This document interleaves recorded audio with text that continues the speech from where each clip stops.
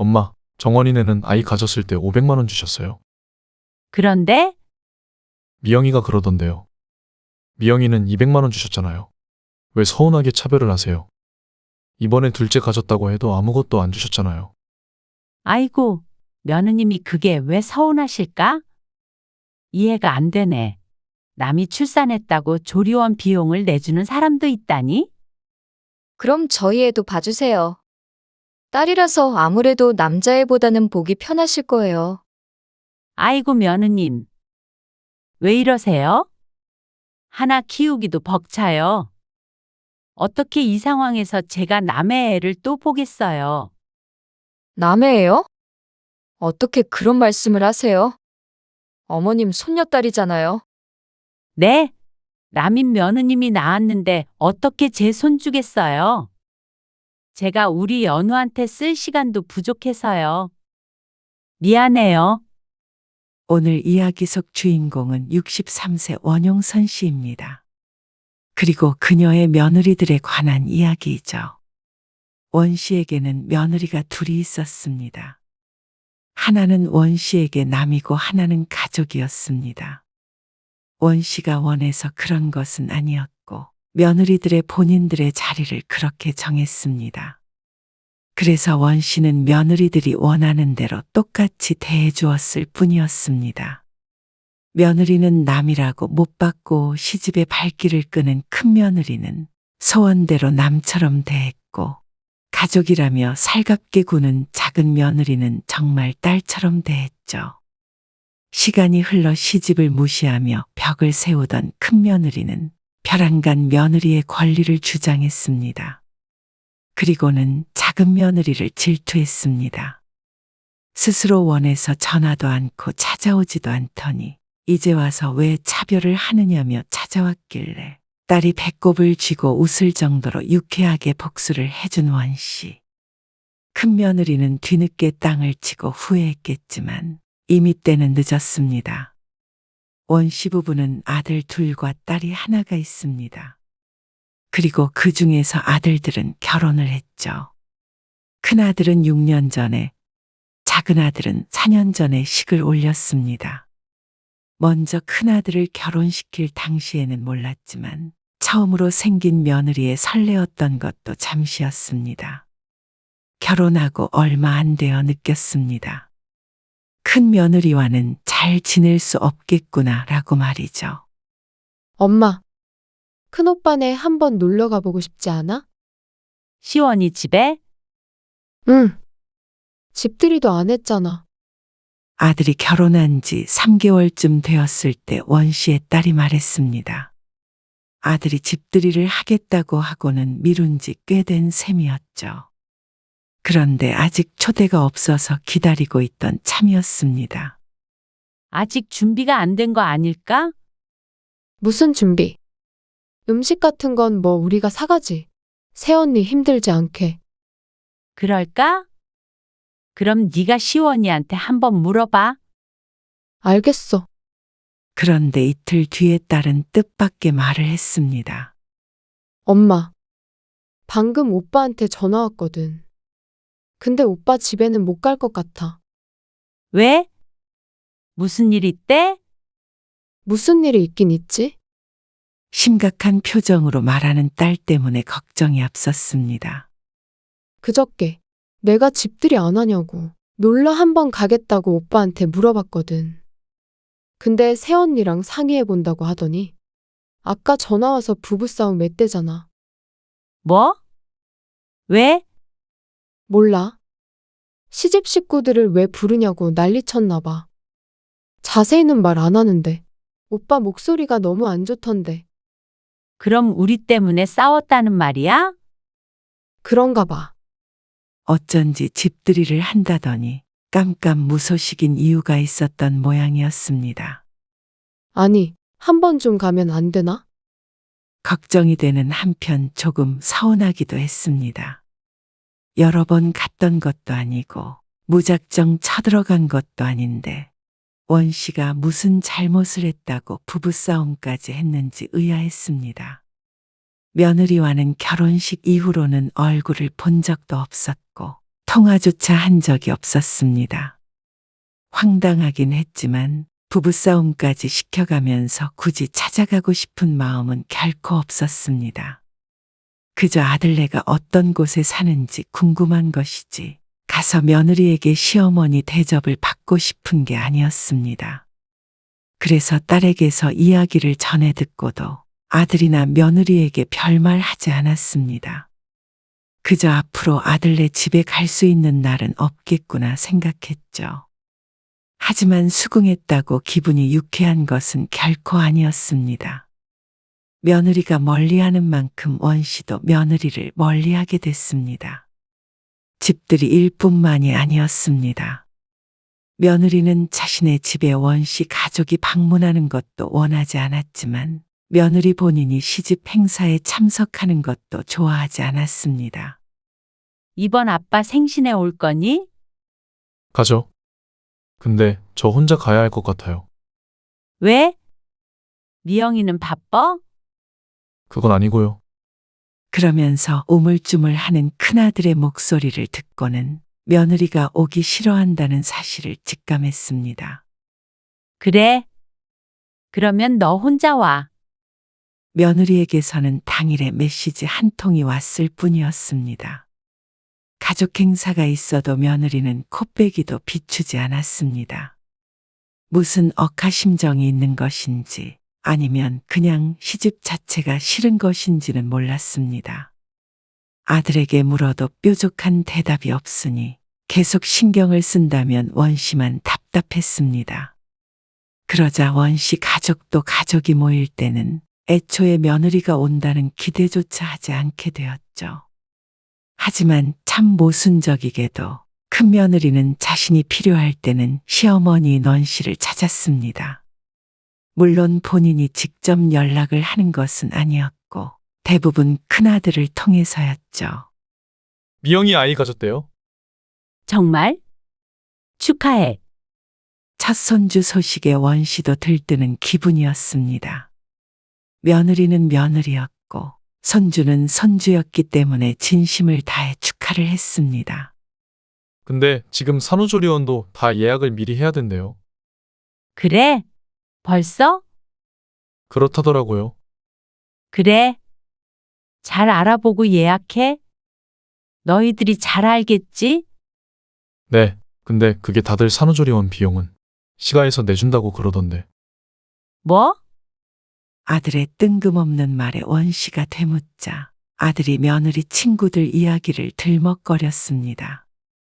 그게 요즘 문화라면서 말이죠. 미영이가 그래? 네. 시집이라면 질색을 하면서 산후조리원 비용을 내달라는 걸 보면 원씨를 호구로 안아하는 생각이 들었습니다.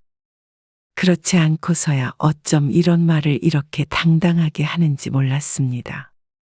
시아버지 생일은 챙기기 싫고 받을 건 받고 싶고 사람 심보가 어쩜 이렇게 고약한지 인상이 찌푸려졌죠.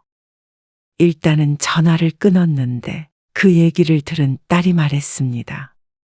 그러다가 평생 연이라도 끊겠다고 하면 어떡해. 지금이랑 뭐가 달라? 그래도 임신했을 때 서운한 거 평생 간다잖아. 그리고 곧 조카도 태어나는데 새언니 성격에 안 보여준다고 할지도 모르고. 딸도 새언니라면 학을 떼는데도 원씨에게 그 정도는 해주는 게 좋을 것 같다고 했습니다. 남편도 그렇게 말했습니다. 아무래도 첫손주이니 애틋한 감정도 있었던 것 같습니다. 그래서 원씨는 아들이 말한 200만 원을 송금해 주었습니다. 원씨도 딸이 있는 입장에서 생각해보면 임신했을 때 서럽게 하는 것은 평소 가진 감정과는 별개의 문제가 아닐까 싶었기 때문이었습니다. 그러니 며느리에게서 고맙다는 전화가 왔습니다. 하지만 그렇다고 며느리가 바뀐 것은 결코 아니었습니다. 시원아, 미영이 맛있는 것 좀 사주고 싶은데 한번 보자. 어느 날 남편이 큰아들에게 전화를 걸어 말했습니다. 남편이 전화통화를 하는 걸 옆에서 들으면서도 큰며느리가 나올 리가 없다고는 생각했습니다. 그리고 원 씨의 생각은 틀리지 않았죠. 남편이 전화를 끊고 몇 시간 있지 않아 며느리에게서 메시지가 왔습니다. 남편이 아닌 원 씨에게 보낸 것이었죠. 그런데 며느리에게서 받은 메시지 내용이 참 충격적이었습니다. 며느리는 남이에요. 그러니까 제발 좀 냅두세요. 부르지 말고 오지도 마세요. 서로 예의를 지켜주세요. 전체적인 내용은 이랬습니다. 며느리는 남이니 서로 예의를 지켜 거리를 두자는 것이었습니다. 기가 차서 말도 안 나왔습니다. 그리고 그걸 남편도 보더니 한동안 말이 없었습니다. 남편 또한 이만저만 실망한 것이 아닌 듯 했습니다. 하지만 원 씨도 속으로 생각했습니다. 그래, 남. 그렇게 원하면 진짜 남처럼 살아보자. 그래서 며느리에게 일절 토를 달지 않고 알겠다 하고만 답장을 보냈습니다. 물론 그렇다고 마음까지 편한 것은 아니었습니다. 뒤를 돌며 두고 보자 하고 생각했습니다. 그 다음부터 며느리는 살판이 났습니다. 전화 한 통, 문자 한 통이 없었습니다. 그게 무슨 날이든지 간에 말이죠. 진짜 남이나 마찬가지였습니다. 무슨 일이 있어도 아들을 통해서 들었습니다. 그리고 그맘때 둘째 아들도 결혼을 했습니다. 그런데 큰 며느리만 봤던 원 씨는 작은 며느리가 무척 낯설었습니다. 아주 좋은 쪽으로 말이죠. 어쩜 그렇게 살갑고 착한지, 어쩔 땐 원 씨의 딸보다도 더 살뜰하게 원 씨 가족을 챙겼습니다. 너는 혼자 올 거지? 작은 며느리가 생기고 얼마 안 돼서 명절이었습니다. 원 씨는 큰아들에게 전화해서 물었습니다. 그러자 큰아들이 민망하다는 듯이 대답했습니다. 아, 네. 아무래도 미영이가 몸이 점점 무거워지니까요. 힘든가 봐요. 몸이 무척 가벼울 때도 시집에 오는 발걸음은 늘 무거웠던 큰며느리였습니다. 아들이 며느리 감싸느라 참 고생이 많다 싶었습니다. 원 씨도 굳이 임신한 며느리를 억지로 오라가라 하고 싶지 않았습니다. 작은 며느리 들어오고 처음 맞는 명절인데도 오기 싫다는 큰 며느리였습니다. 그래서 원 씨도 아들에게 말했죠. 아이고, 그래. 남인데 명절에 우리 집에 왜 오겠어? 며느님 뜻대로 하시라 그래. 네. 며느님이요? 그래. 명절에 공사 다 망하실 텐데 남까지 챙기실 틈이 어디 있으시겠어? 엄마, 왜 그러세요? 왜 그러긴? 남이니까 예의를 갖추자고 하시더라. 그럼 그런 줄 알고 끊는다. 당황한 아들이 어버버하는 사이에 전화를 끊었습니다. 며느리가 남끼리 예의를 차리라고 하길래 원 씨도 그렇게 해줄 생각이었죠. 그리고 정말로 명절 당일에 아들 혼자 왔어도 한마디 말도 하지 않았습니다. 남편도 딸도 누구도 큰 며느리가 왜 안 오는지 묻지 않았습니다. 어머님, 여기에 소금 치면 될까요? 아니야, 도. 내가 할게. 아니에요. 간만 하면 되는 거 아니에요? 맞아. 제가 할게요. 하지만 작은 며느리는 여러모로 비교가 많이 됐습니다. 처음에는 원 씨도 큰 며느리 때를 생각해서 조금 거리를 뒀었는데 오히려 작은 며느리가 더 다가왔죠. 어머님, 저희 친정부모님이 멀리 계시니까 딸이라고 생각하고 대해주세요. 이런 며느리를 싫어할 시어머니가 세상에 존재할지 의문이었습니다. 그래. 외로우면 언제든지 놀러와. 네? 정말로 올 거예요. 그래, 그래. 아, 너희 맞벌이 하면 밥하고 그런 것도 힘들지. 이따가 갈 때 반찬 같은 것 좀 싸줄까? 그럼 너무 좋죠. 어머님 해주신 음식 진짜 맛있어요. 감사해요. 그리고 먹고 싶은 거 있으면 전화해. 작은 며느리는 어쩜 이런 며느리가 있나 싶을 정도로 원씨 부부에게 잘했습니다. 명절에 와서도 얼마나 바지런히 움직이는지 아무리 말려도 뭐든지 먼저 나서서 다 하려고 했습니다. 아이고, 됐다니까? 애들 시키면 돼. 너는 가만히 앉아 있어. 그래. 일손이 이렇게 많은데.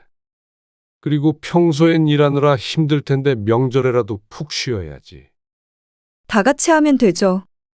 아이고, 새언니 때문에 나도 뭐라도 해야겠다. 작은 며느리가 들어온 뒤로는 집안 분위기가 훨씬 부드러워졌습니다. 그리고 웃음이 끊이질 않았습니다. 그리고 그 와중에 혼자 말없이 앉아있는 큰아들은 표정이 좋지 않았습니다. 어쩌면 당연한 일이었습니다. 큰 며느리가 명절에 왔을 때는 정말로 손에 물 한 방울 묻히지 않았기 때문이었습니다. 화장실에 갔다 왔을 때를 제외하고는 말이죠. 다음엔 어머님 혼자 다 준비하지 마세요. 제가 좀 더 일찍 올 테니까 같이 해요. 자식들이 오기 전에 미리 대부분 음식을 준비해 놨는데 그래도 돕겠다는 그 마음이 고마웠습니다. 그러니까 원씨도 작은 며느리를 한 번 더 챙기게 됐습니다. 그러면 며느리는 더 원씨에게 살가워지니 시간이 가면 갈수록 가까운 가족이 되었죠. 엄마 딸이 내가 아니라 꼭 새언니 같네. 그냥 딸 삼아? 그렇게 된다면 그러고 싶다, 얘? 하도 사이가 좋으니까 질투도 안 나네. 딸이 웃으며 투덜거릴 정도였습니다. 그리고 큰 며느리는 순산을 했습니다. 축하의 전화를 걸었지만 아들이 대신 받았습니다. 며느님 몸은 좀 어떠셔? 괜찮아요. 그럼 다행이네. 축하한다. 애 아빠 된 거? 감사해요. 애기 사진 보내드릴게요. 그래. 궁금하다. 하지만 원씨는 한동안 아이를 사진으로만 봐야 했습니다. 산후조리원에서 돌아온 지 3개월 가까이 되었을 때 남편이 아들에게 한번 아기를 보러 가도 되냐고 물었지만 거절의 말이 돌아왔습니다. 그리고 또 얼마 뒤에도 물었지만 역시나 이번에도 초대받지 못했습니다. 해도 너무한 거 아니야? 나도 조카 좀 보고 싶은데. 딸도 처음 생긴 조카를 보고 싶어서 안달이 났습니다. 그래서 제 오빠에게 전화를 걸었죠. 당분간 외부인은 초대 안 하기로 했어.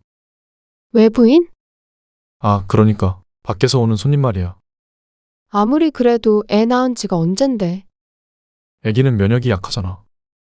지난번에도 그 말했잖아. 왜? 새언니가 싫대? 그런 게 아니라 아니긴 뭐가 아니야. 아무리 그래도 너무한 거 아니야? 산후조리원 간다고 시어머니가 내줘야 한다고 할 때는 언제고, 애 얼굴도 안 보여주는 사람이 어디 있어? 나중에 오라니까? 지금 장모님도 계시고 근데 우리는 왜 오지 말래? 장모님은 애 봐주고 계셔서 그런 거지. 또 열불을 내려는 딸을 원씨가 말렸습니다.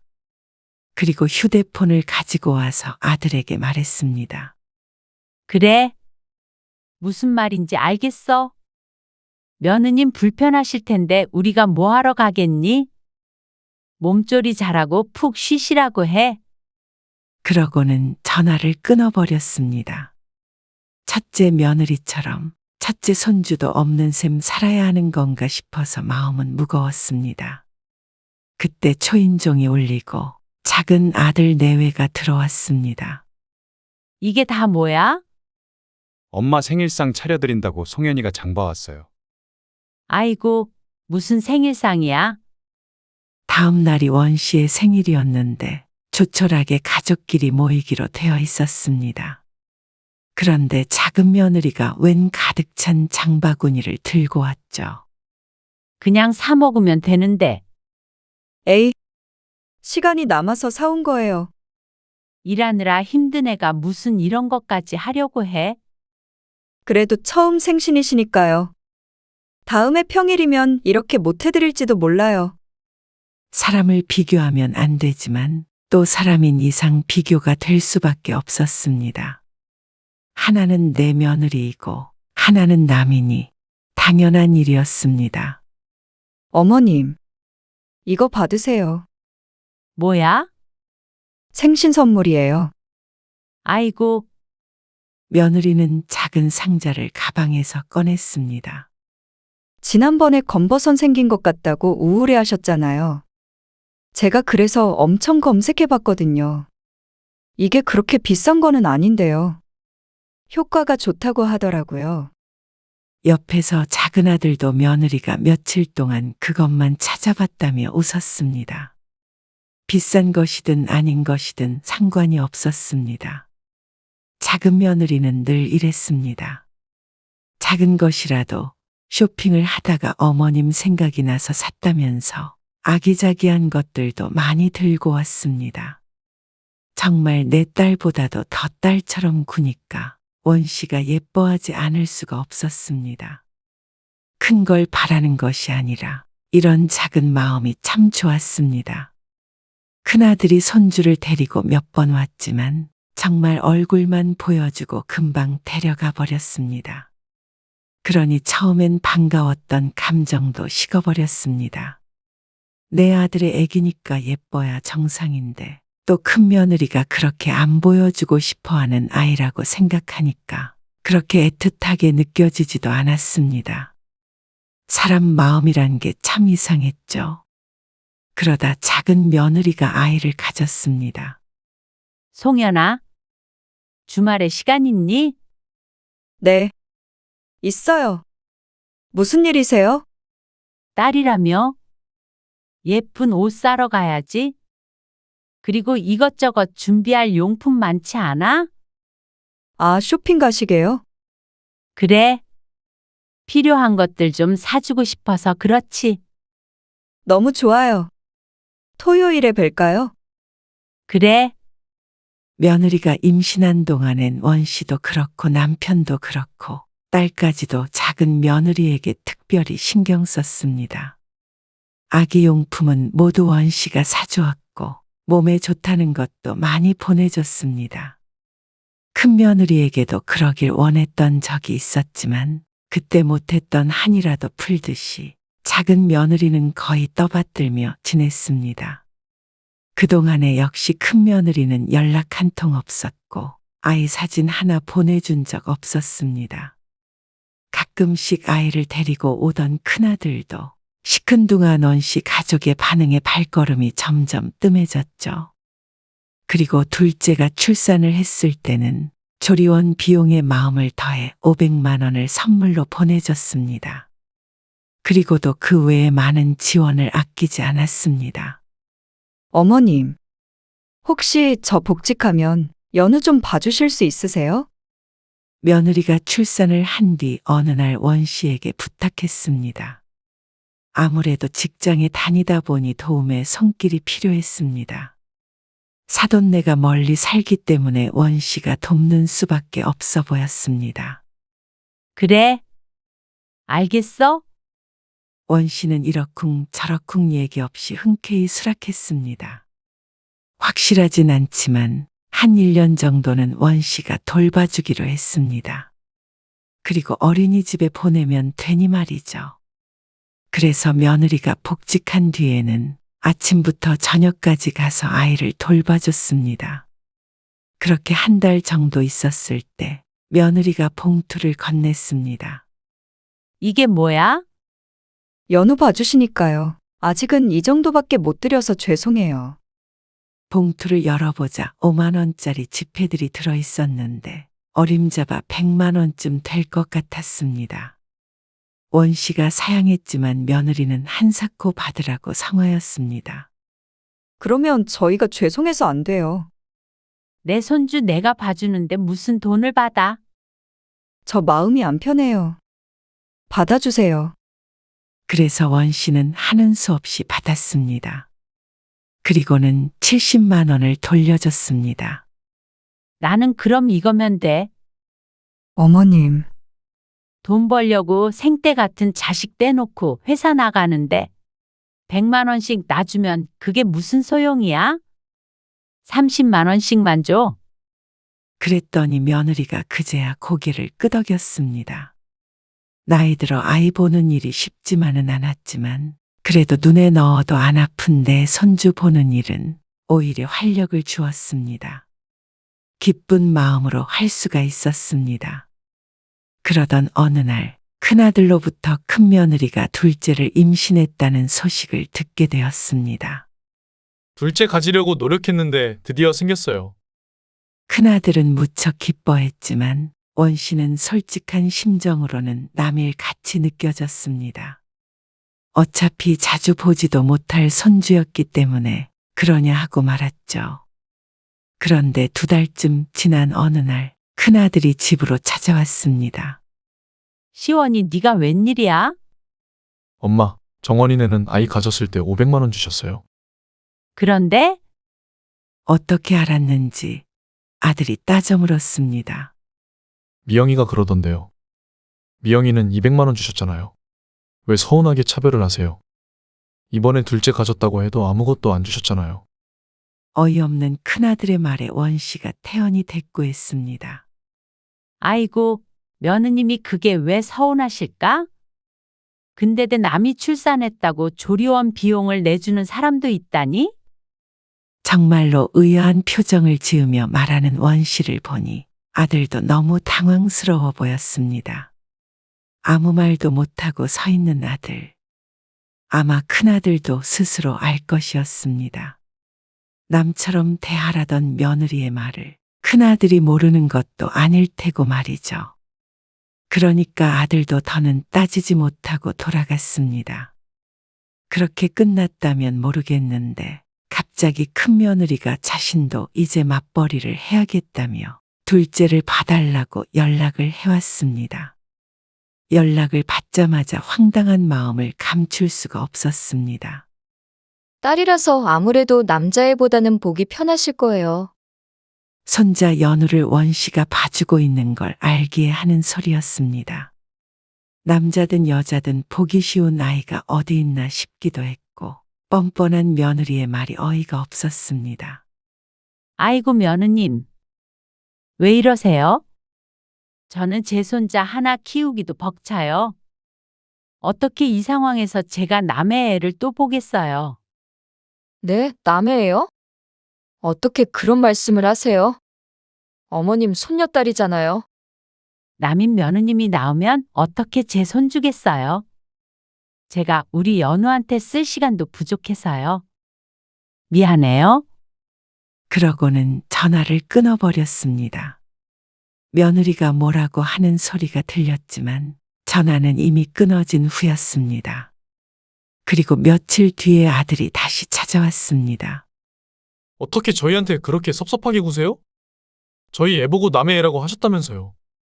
그런데 마침 작은 며느리가 원 씨의 집에 와 있었습니다. 원 씨가 좋아하는 단감을 말린다고 건조기까지 들고 온 참이었습니다. 거실에 쪼그려 앉아서 단감을 열심히 깎고 있는 작은 며느리, 그리고 그 옆에서 아이와 놀고 있는 남편과 작은 아들. 아주 정겨운 한 장면이었습니다. 그리고 그 안에 서 있는 큰아들은 이제는 이질적인 존재가 되어버렸죠. 그 뒤로 가족여행도 큰아들은 빼놓고 갔습니다. 그리고 며느리가 원씨 집과 10분 거리로 이사를 오고 싶다고 하길래 남편과 상의해서 돈도 보태주었죠. 그러니까 딸을 통해서 어느 정도 소식을 들었을 아들네는 상황이 이상하게 돌아가고 있는 걸 알았을 것입니다. 그리고 얼마 뒤 원씨의 생일날이었습니다. 작은 며느리가 집으로 초대하길래 원씨와 남편, 딸까지 함께 맛있는 음식들을 포장해서 놀러 갔습니다. 그리고 화목하게 시간을 보내고 있는데 갑자기 초인종이 울렸습니다. 누구지? 작은 며느리가 어리둥절한 표정으로 자리에서 일어났습니다. 그런데 문을 열자 뜬금없이 큰아들과 며느리가 들어왔습니다. 어쩐 일이세요? 그리고 다들 작은 며느리처럼 의아한 얼굴이었습니다. 연락도 없이 여긴 웬일이야? 윤 씨가 묻자 큰아들 내외는 다짜고짜 무릎을 꿇었습니다. 어머, 왜 이래? 그러자 큰아들이 용서를 빌었습니다. 죄송해요. 죄송해요. 저희가 잘못했어요. 그러자 흥겹던 분위기가 찬물을 부은 듯이 싸해졌죠. 저희가 잘못 생각한 것 같아요. 이게 뭐 하는 짓이야? 네 엄마 생일에 남편이 불편한 듯 언성을 높였습니다.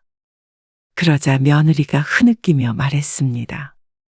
죄송해요. 앞으로는 그러지 않을 테니까 그렇게 남처럼 대하지 말아주세요. 가족 행사도 잘 참석하고요. 저희 집에도 종종 초대할게요. 남편은 허허하고 헛웃음만 짓고 있었고 나머지 사람들은 어쩔 줄을 몰라서 보고만 있었습니다. 그래서 원 씨가 얼른 그 앞에 서서 말했습니다. 아이고, 며느님. 홀몸도 아닌데 이러지 마세요. 며느님 가족 행사에 저희를 왜 불러요? 갑자기 우리 며느리 집에는 왜 찾아오셨는지 모르겠는데요. 얼른 일어나세요. 시원아. 뭐하냐? 얼른 집에 모시고 가라. 그러자 큰 며느리의 눈이 튀어나올 듯 커졌고 큰아들도 얼빠진 표정을 지었습니다.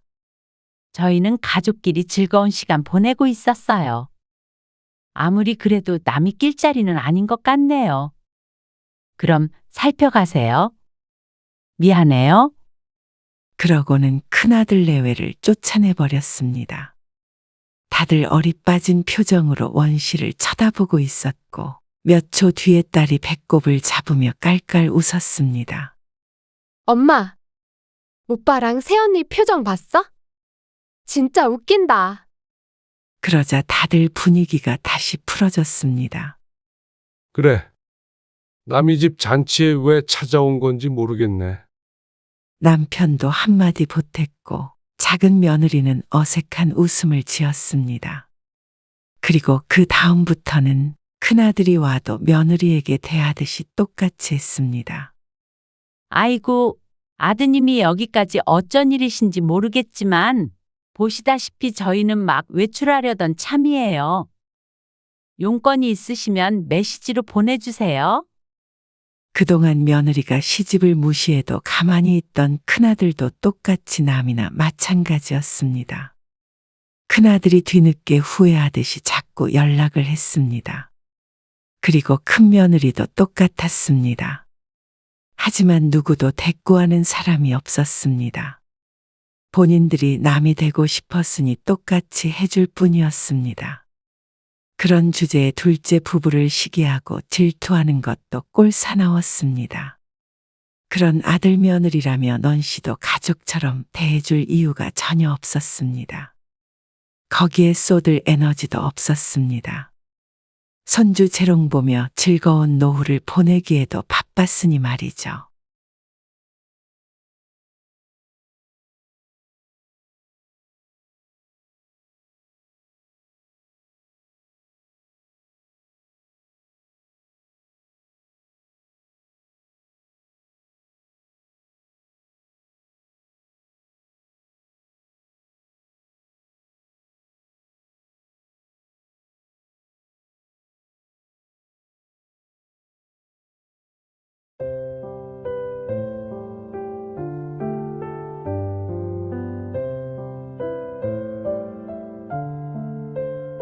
어머님 저러다가 노후에 우리한테 손 벌리시는 거 아니야? 에이, 식당 잘 되잖아. 그리고 여태 잘 됐으니까 모아두신 돈 있으실 거야. 그렇게 허름한 식당에서 잘 돼봤자 돈이 얼마나 되겠어. 넘겨도 권리금도 별로 못 받을 것 같고. 그 식당은 어머님 건물은 아니지? 아니야. 아주 옛날에 새 들어서 장사 시작한 거야. 그건 알아. 거봐. 그리고 어머님이 벌써 71세셔. 곧 일도 못 하실 텐데 부담돼. 지난번에도 장사 접을지도 모른다고 하셨잖아. 너 부담 안 되게 할 테니까 걱정 마. 당신이 무슨 수로? 나중에 모시자고 할 건 아니지? 아니야. 그래도 오래 장사하셨으니까 노후는 준비해 두셨을 거야. 근데 어떻게 물려받을 재산도 없어. 미안. 암튼 당신은 우리 집에 잘해. 오늘 이야기 속 주인공은 71세 윤복선 씨입니다. 그리고 그녀의 아들과 며느리에 관한 이야기입니다. 윤 씨는 국민학교밖에 나오지 못했습니다. 어려웠던 집안 사정과 교육에는 전혀 무관심했던 부모님 때문이었습니다. 중학교, 고등학교 정규 교육은 받지 못했지만 그래도 지금에 와서는 그걸 부끄럽게 생각하지 않았습니다. 이미 한참 오래전 일이고 국민학교만 나왔다고 윤 씨의 인생이 실패한 것도 아니었기 때문이었습니다. 하지만 우연히 그 사실을 알게 된 윤 씨의 며느리의 생각은 좀 다른 것 같았습니다. 어느 순간부터 말끝마다 윤 씨를 무시하기 시작한 며느리는 윤 씨를 아무것도 모르는 무식한 노인네 취급을 했습니다. 게다가 재산도 없다며 업신여기던 며느리. 아들도 모르던 윤 씨의 비밀을 알게 되더니 사람이 순식간에 돌변했습니다. 사람을 깔보던 게 언제였냐는 듯이 알랑방귀를 끼며 찾아오는 며느리가 참으로 가소로웠습니다. 그동안의 며느리의 헛소리를 괜히 듣고만 있던 것이 아니었습니다. 어디까지 하나 지켜보고자 했죠. 결국 결론은 아들 내외를 윤 씨의 인생에서 치워버리는 것이었습니다. 윤 씨는 무척 궁핍한 어린 시절을 보냈습니다. 딸만 둘인 집의 장녀였는데 여동생도 마찬가지로 국민학교만 졸업하고 아버지를 따라다니며 농사를 도와야 했습니다. 지금 생각해보면 고사리 같은 손들을 빌릴 정도로 힘든 상황은 아니었을 텐데 윤 씨의 아버지의 뜻이 그러했습니다. 계집 아이는 고등교육이 필요 없다는 것이었죠. 당시 윤 씨의 친구들은 대부분 고등학교를 졸업한 것을 보면 윤 씨의 아버지가 유별나긴 한 모양이었습니다. 하지만 이미 지나간 것은 지나간 것이었고 이제 와서 바꿀 수 없는 사실이었습니다. 윤 씨는 성인이 된 후에 독립해 나왔습니다. 그리고 돈을 벌며 나름대로 부족한 공부도 했습니다. 그러니 어디 가서 무식하다는 소리를 듣지 않을 정도는 되었죠. 그리고 20대 후반에 남편을 만나 아들을 하나 낳았습니다. 그게 강성진이었고 외동아들이죠. 남편도 윤 씨도 당시 넉넉한 처지가 아니었기 때문에 대단히 고생을 많이 하며 살았습니다. 그래도 건실했던 남편을 만나 다행이었죠. 화장실도 없는 단칸방에서 시작했던 살림은 시간이 갈수록 조금씩 폈습니다. 그렇게 되기까지는 윤 씨도 남편도 안 해본 일이 없었습니다. 악착같이 살다 보니 아들이 중학교에 진학할 때쯤 되었을 땐 윤 씨도 고깃집을 차릴 수가 있었습니다. 남편은 그맘때 고향 선배를 따라서 공장 일을 다녔죠. 그렇게 해서 아들도 공부시키고 번듯하게 결혼도 시키고 할 수가 있었습니다. 손자도 보고 삶이 안정된 와중에도 윤 씨 부부는 일을 게을리하지 않았습니다. 아들이 젊어서부터 늘 돈 벌어서 어디다 쓰냐고 할 정도로 아꼈습니다. 윤 씨는 삼겹살집을 30년 가까이 한자리에서 해오고 있었습니다. 겉은 허름해 보이지만 손님은 꾸준히 있었고 TV에도 몇 번 출연한 적도 있었습니다. 그런데 윤 씨에게도 한 가지 고민이 있었습니다. 그건 하나밖에 없는 며느리였습니다. 윤 씨는 그런 며느리가 참 불편했습니다. 사사건건 윤 씨를 무시했기 때문이었습니다. 시부모를 공경하고 말고의 문제가 아닌 정말로 무시를 했습니다. 자신보다 못한 존재를 대하듯이 대했죠. 물론 처음부터 그랬던 것은 아니었습니다. 그렇게 된 데에는 이유가 있긴 있었습니다. 어머님, 대학은 어디 나오셨어요? 뭐? 대학? 네. 어느 날 갑자기 며느리가 윤 씨에게 물었습니다. 무척 뜬금없는 질문이었습니다. 그러면서 안사돈은 어느 대학을 나왔다며 말을 이었습니다. 아, 나는 대학 안 다녔지. 윤 씨가 대수롭지 않게 대답했지만 며느리의 궁금증은 그게 끝이 아니었습니다. 하긴 그 당시에는 대학 안 간 사람들이 더 많았죠? 그렇지. 어떤 사람은 고등학교도 못 나온 사람도 있다고 하더라고요. 며느리가 뭘 알고 물어보는 것인지 의아했습니다. 그러자 아들이 화제를 돌리려고 했습니다. 하지만 며느리는 말을 멈추지 않았습니다. 그럼 어머니는 고등학교는 이 지역에서 나오신 거예요? 그러면 저희 엄마랑 아실 수도 있겠는데. 아니, 그럼 중학교는요? 그러자 아들이 더 이상은 모른 척하기가 힘들었는지 윤 씨 대신 대답했습니다. 엄마는 초등학교밖에 안 나오셨어. 어? 아들의 말에 며느리가 놀란 듯 말을 잇지 못했습니다. 눈동자만 좌로 우로 또륵또륵 굴러가는 것이 보였습니다. 그땐 그러던 사람들도 있었지. 물론 며느리는 이상하게 생각할 수도 있었습니다. 사돈네가 그렇지 않으니 이해할 수 없을 수도 있었습니다. 지금 생각해보면 윤 씨조차도 부모님을 이해할 수 없었으니 말이죠. 며느리는 뭐라 대답해야 될지 모르겠는지 말을 얼버무리며 다른 이야기를 했습니다. 며느리가 그렇게 어색하게 구니 윤 씨조차도 기분이 가라앉았습니다.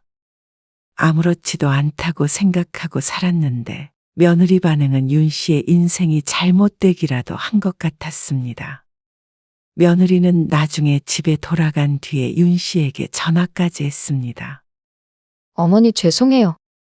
제가 당황해서 그때 제대로 말씀을 못 드렸어요. 제가 그런 것도 모르고 괜히 그런 얘기를 꺼낸 것 같아서 마음이 불편하네요. 아니야. 신경 안 써. 당연히 몰랐겠지. 굳이 말을 안 했으니까. 그런 이야기를 평생 할 일이 있을까 싶었는데 그걸 며느리 탓을 할 수는 없었습니다. 요즘 사람들이야 학교 안 다니는 게 놀라울 수 있겠거니 여겼죠. 그런데 그날 이후로 많은 것이 바뀌었습니다. 어머님, 다음 명절엔 이 사진 좀 참고해서 차례상 차리시는 게 어때요? 이게 뭐야? 명절 전날 저녁에 찾아온 아들네. 윤 씨가 부엌에 있는데 쫓아들어와서 말을 걸었습니다. 요즘에 명절도 다 없애는 추세잖아요. 그게 아니더라도 이렇게 간소화 많이 한대요. 그러면서 휴대폰을 내밀어 차례상 사진을 보여주었습니다. 아버님이 차례 안 지내는 건 절대 안 된다고 그러셨잖아요. 그러니까 이거 어머님이라도 보시라고요. 진짜로 뼈대 있는 집안은 이렇게 조촐하게 차려요. 족보 없는 집이 따라하려다가 와전돼서 이렇게 거창하게 준비하는 거고요. 꼭 윤씨네를 족보 없는 집이라고 비난하는 것 같았습니다. 어차피 내가 다 차려놓고 너는 밥만 먹는데 뭘 그래. 이미 다음날 차례를 지닐 음식들은 대부분 해놓은 상태였습니다. 그건 그렇지만 전 그냥 어머님이 모르시는 것 같아서 알려드리려고 한 거죠. 참고는 할게. 참고만 하지 마시고요. 요즘엔 배운 어른들은 그렇게 해요. 아, 어머님 기분 나쁘라고 드리는 말씀은 아니고요. 그런 생각이 없던 사람도 들으면 기분이 나빠질 듯 했습니다. 며느리는 윤 씨가 초등교육만 받았다는 사실을 알게 된 뒤로는 이렇게 은근슬에 윤 씨를 무시하는 발언을 했습니다. 윤 씨는 뭐든 다 모를 거라는 생각을 가지고 이야기를 했고 듣는 입장에서 그런 의도를 모를 수가 없었습니다. 하지만 또 대놓고 그러는 것은 아니라서 뭐라고 열불을 내기에도 우스워지는 기분이었습니다. 1년에 몇 번 만나는 것도 아니었는데 만날 때마다 사람 속을 슬쩍슬쩍 긁으니 늘 심기가 불편해졌습니다. 저녁 먹어야지. 얼른 앉아. 정우 좋아하는 멸치볶음도 할머니가 해놨어. 잘 먹겠습니다. 저녁밥을 먹기 위해 식탁에 다 같이 둘러 앉았습니다. 그리고 막 한술을 뜨려는데 며느리가 윤 씨를 향해 말했습니다. 어머나, 어머님, 시금치랑 멸치랑 같이 먹는 거 아니에요. 호들갑을 떨며 말하는 며느리 때문에 밥상 앞에 앉은 모두가 어리둥절한 표정이었습니다. 손주도 멸치볶음을 젓가락으로 집으려다가 주춤거렸습니다. 늘 해오던 밑반찬들인데 왜 이제 와서 딴지를 거는지 몰랐습니다. 이게 영양학적으로 맞는 음식들이 아니에요. 그게 도대체 무슨 말이야? 멸치랑 시금치랑 상극이라서 같이 먹으면 안 좋아요. 여태 그렇게 먹었는데? 앞으로는 그런 것도 신경 쓰시면 좋잖아요. 아들과 손자가 좋아하기에 밥상에서 빠진 적이 없던 멸치였고 시금치 나물도 윤 씨가 자주 하는 반찬이었습니다. 그런데 이제 와서 난리를 치는 것이 며느리도 알게 된 지 얼마 안 된 것인 듯 했죠. 누가 그런 거 다 따져가면서 밥을 해. 요즘엔 중학생, 고등학생만 돼도 기본적으로 이런 거 배우지 않나? 요즘 이런 거 신경 안 쓰면 무식하다는 소리 들어요. 그러면서 힐끔 윤 씨를 쳐다보는 것에 어이가 없었습니다. 아들도 처음 듣는 이야기였는지 의아한 표정이었고 남편은 기가 막힌 표정을 지었습니다. 뭐야? 지금 뭐라고 그런 거야? 얼마 전까지 폐렴으로 고생하던 남편이 언성을 높이더니 기침을 심하게 했습니다. 얼굴이 벌개진 와중에도 며느리를 노려보기에 윤 씨가 얼른 자리에서 일어났습니다. 아이고, 알았다. 윤 씨는 식사 시간 분위기가 이상해지는 것 같아서 시금치가 담긴 접시는 빼버렸습니다. 그러자 며느리가 만족스러운 표정을 지었죠. 그렇게 저녁 식사 시간이 지나고 거실에서 TV를 보며 시간을 보냈습니다. 저녁을 일찍 먹어서 아직 시간이 8시도 되지 않았죠. 우리 정우 뭐해? 윤 씨가 손자 옆에 앉으며 물었습니다. 손자는 벌써 휴대폰에 코를 박고 푹 빠져 있었습니다. 이거 퀴즈. 무슨 퀴즈? 할머니 브라질 수도가 어딘 줄 알아? 브라질? 글쎄, 할머니는 모르겠는데. 그러자 손자가 고심하는 표정으로 다시 휴대폰을 바라보았습니다. 그런데 옆에서 듣고 있던 며느리가 손자에게 말했습니다. 정우야, 할머니한테 그런 거 여쭤보는 거 아니야. 아빠한테 물어봐. 왜? 할머니한테는 물어보면 안 돼? 할머니는 그런 거 안 배우셨어. 왜? 손자의 순수한 물음에 며느리가 쓱 하는 소리를 냈습니다. 애꿎은 애한테는 왜 그러는지 모를 일이었습니다. 윤 씨가 헛웃음을 짓다가 며느리에게 물었습니다. 그러는 너는 아니? 그러자 며느리가 말문이 막힌 듯 머뭇거렸습니다. 전에는 그런 적이 없던 며느리가 이제는 시어머니인 윤 씨가 우스워 보이는 모양이었습니다. 그리고 그것을 자꾸만 티를 내고 싶어 안달이었습니다. 그것도 별것도 아닌 아주 사소한 것들로 말이죠. 윤 씨는 고개를 절레절레 저으며 일어났습니다. 그냥 같은 공간에 있지 않는 것이 상책일 듯 했습니다. 윤 씨가 남편이 있는 안방으로 들어가려는데 아들이 윤 씨를 쫓아오더니 부엌으로 데려가 말했습니다. 엄마, 죄송해요. 오해하지 마세요. 나름대로 이것저것 알려드리려고 그런 것 같기는 한데. 됐다. 국민학교밖에 못 나온 시엄마는 시엄마로 보이지도 않나 보지. 아니, 그런 거 아니에요. 나도 며느리한테 무시당하면서 명절에 이렇게 만나기 싫다. 다음에는 차라리 오질 말어. 그러자 아들이 안절부절했습니다. 제가 다시는 그런 소리 못하도록 말 잘할게요. 그 말에 윤 씨는 한숨만 쉬고 말았습니다. 그리고 그 뒤로는 아들의 말처럼 한동안 그런 소리를 듣진 않았죠. 그리고 다음에 남편은 폐렴으로 병원에 다시 입원했다가 퇴원하지 못하고 세상을 떠났습니다. 갑작스럽게 남편을 잃고 한 달쯤 되었을 때 아들 며느리가 찾아왔습니다. 좀 괜찮으세요?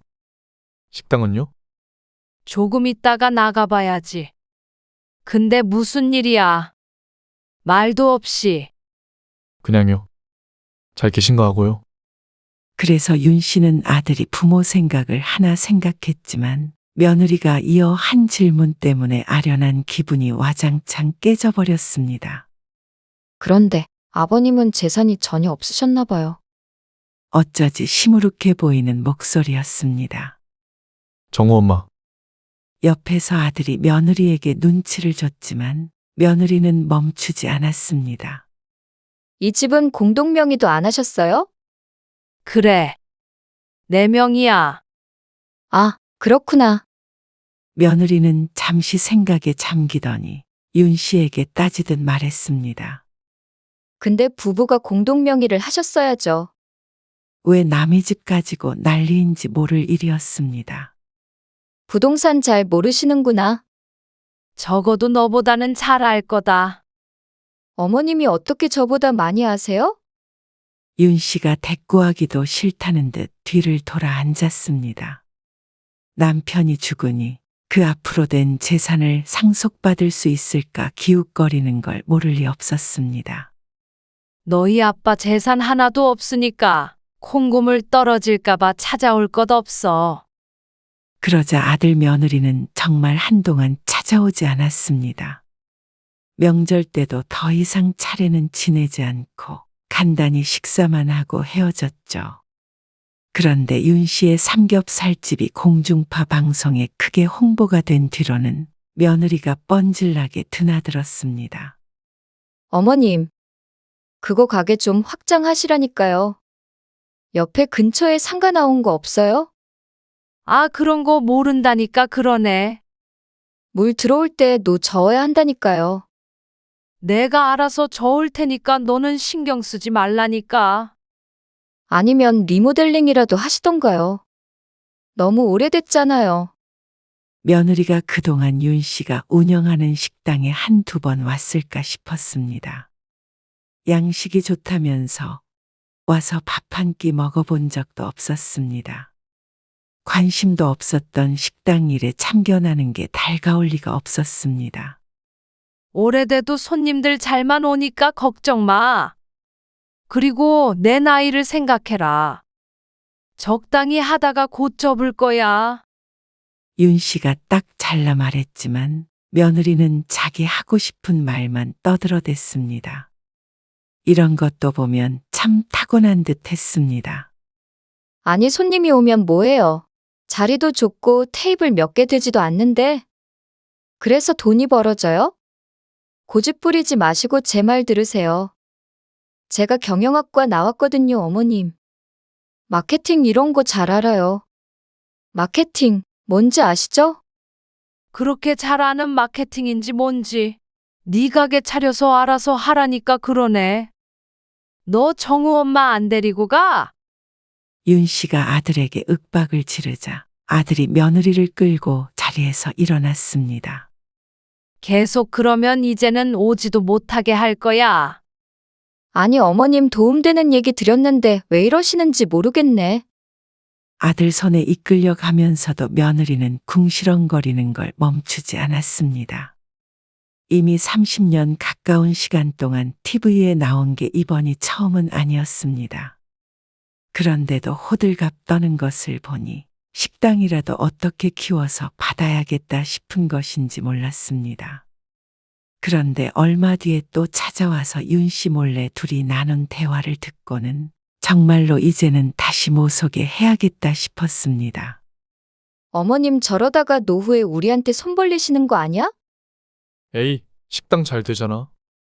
그리고 여태 잘 됐으니까 모아두신 돈 있으실 거야. 그렇게 허름한 식당에서 잘 돼봤자 돈이 얼마나 되겠어. 넘겨도 권리금도 별로 못 받을 것 같고. 그 식당은 어머님 건물은 아니지? 아니야. 아주 옛날에 새 들어서 장사 시작한 거야. 그건 알아. 거봐. 그리고 어머님이 벌써 71세셔. 곧 일도 못 하실 텐데 부담돼. 지난번에도 장사 접을지도 모른다고 하셨잖아. 너 부담 안 되게 할 테니까 걱정 마. 당신이 무슨 수로? 나중에 모시자고 할 건 아니지? 아니야? 그래도 오래 장사하셨으니까 노후는 준비해 두셨을 거야. 당신이 아버님 앞으로 뭐라도 좀 있을 거라고 했었잖아. 이게 뭐야? 나도 몰랐어. 물려받을 재산도 없어 어떡해. 미안. 암튼 당신은 우리 집에 잘해. 대화가 가관이었습니다.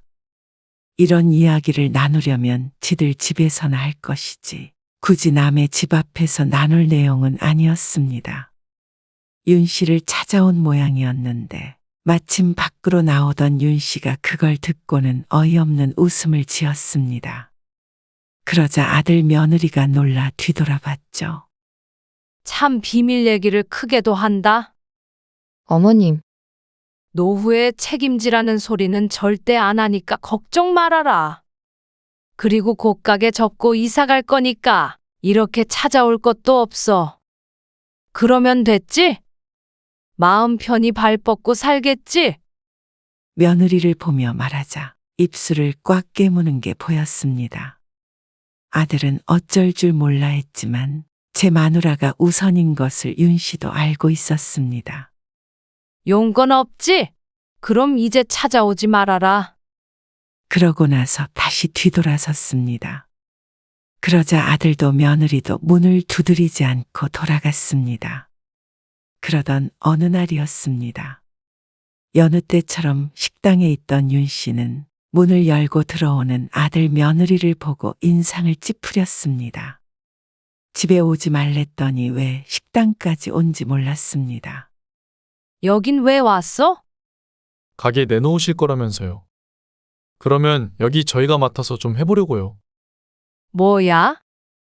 제가 말씀드렸던 대로 리모델링도 하면 장사 좀 될 거예요.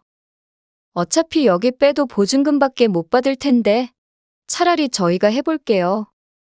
어처구니가 없었습니다.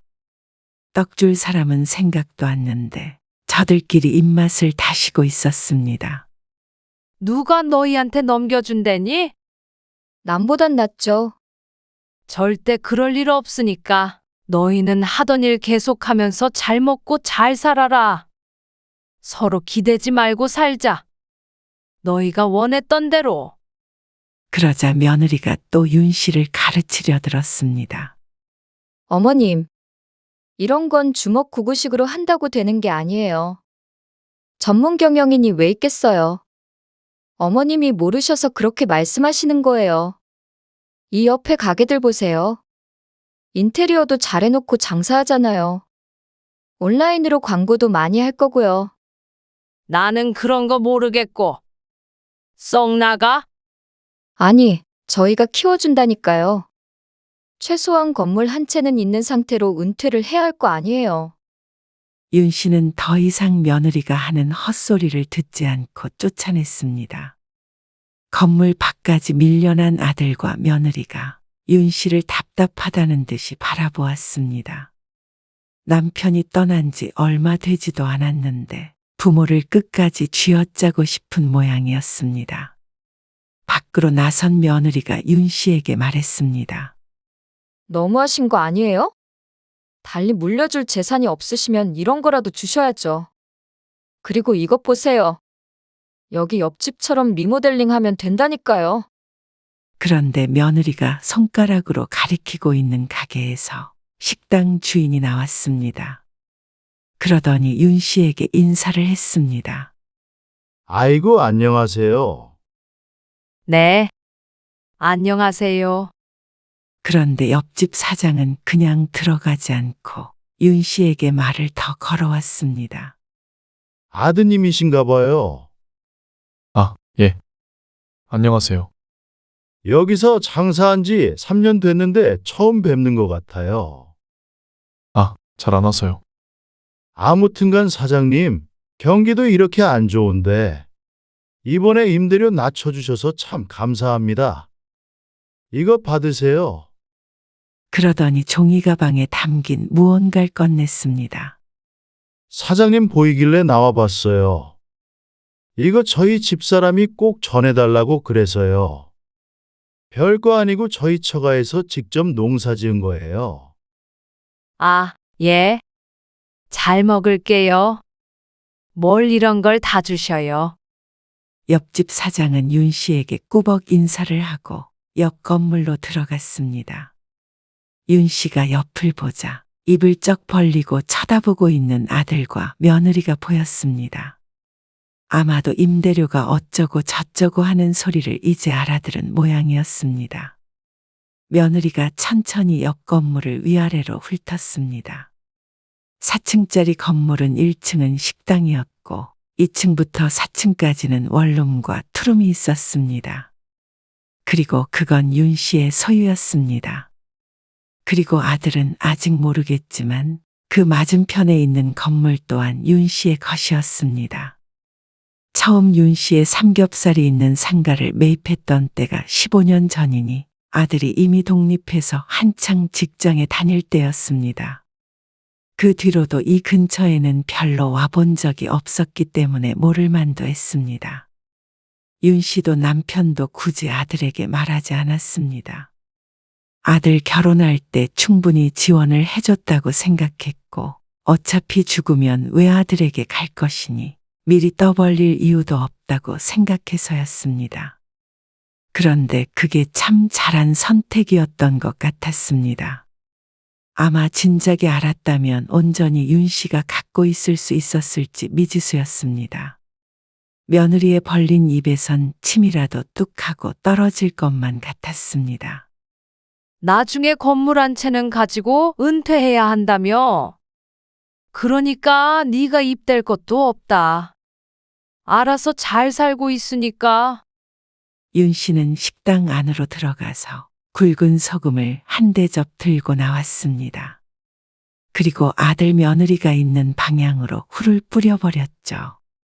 탁 하고 식당 문을 닫았는데 유리 너머로 아직까지도 굳어 서 있는 아들 며느리가 보였습니다.